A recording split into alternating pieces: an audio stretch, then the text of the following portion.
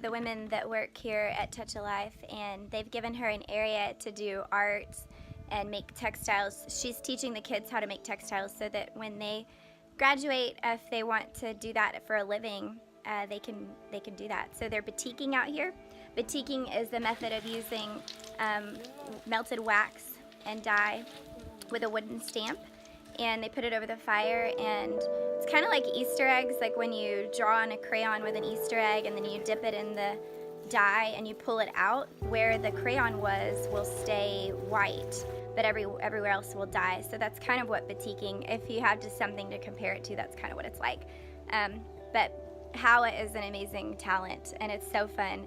I commissioned her to make 12 pillows while we're here so that we could have the privilege of watching her do that. So Nicolette and I are out here helping her do that this morning on day 4 of Ghana.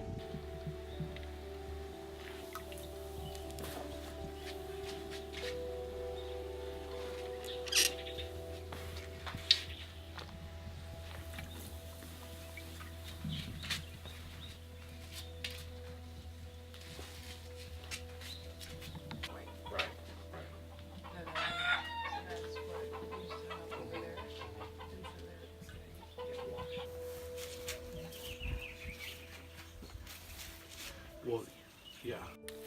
So Hawa, right now you're mixing the dye? Yes.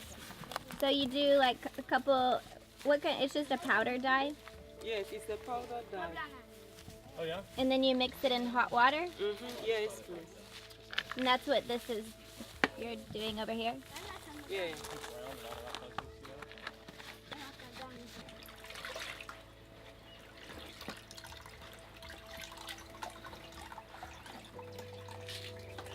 It's just like some few minutes for me to remove it.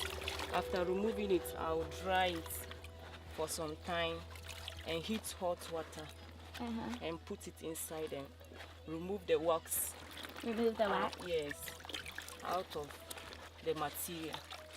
And now the material will look very neat and nice. But now it's still in the dye.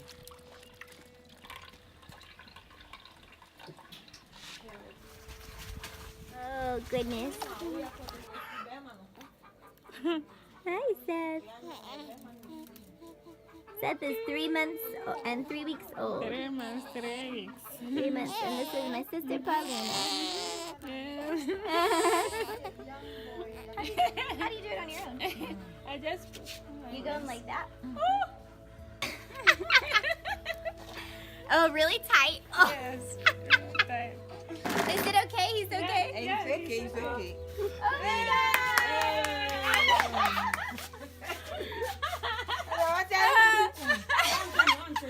How you doing, Seth? You doing okay? Oh my goodness. I can walk. Like, can you do anything? This is called hands-free baby carrying. The African way. Okay, say it again, Ma. Yeah, I'm saying that I will not allow you to test it this year. But when you come next time, then you come and test it for the protection of my granddaughter. I love it. Ma Paulina won't let me eat the foo-foo that she's making because this time I'm pregnant.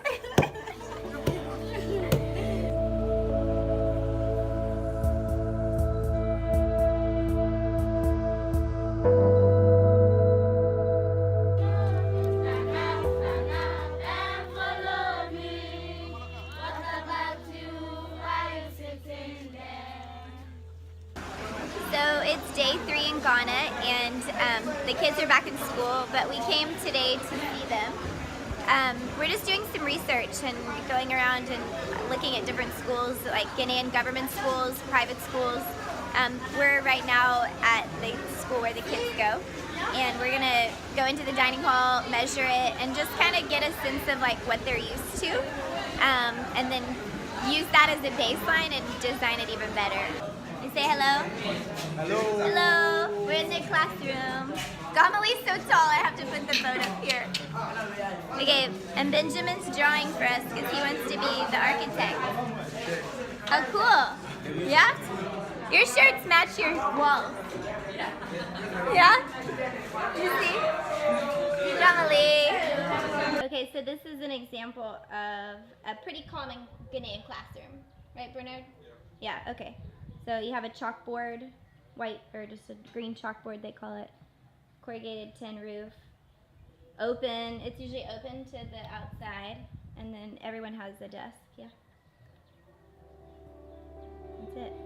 If you see yourself someday opening your own business.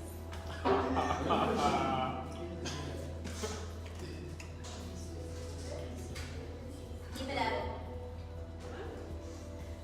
Part of our research was to bring in the oldest group of boys and then the oldest group of girls. And we met in the art center because it was a nice quiet space, but I really wanted to hear from these kids. You know, they're survivors and they have a big voice and they can really pave the way for the future in terms of creating and helping us design the perfect school for these children.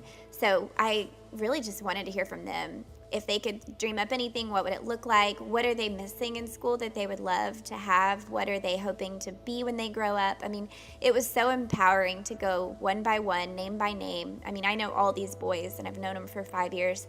Name by name, I went around the room and said, what do you want to be when you grow up? And that was really empowering to hear them talk in front of each other, not be afraid. And then it was so cool when I asked them, you know, close your eyes and raise your hand if you see yourself owning a business in the future. All but one raised their hand, and that one that didn't was dreaming of being a soldier. So how cool is that, y'all? Like, this is a group of children, you know, young adults now that have gained confidence and wisdom and really just started believing in themselves. I mean, this was a moment of really just eye-opening for me. And then as the designer, the best person I can hear from is the people that would use the space. So that's what this was all about.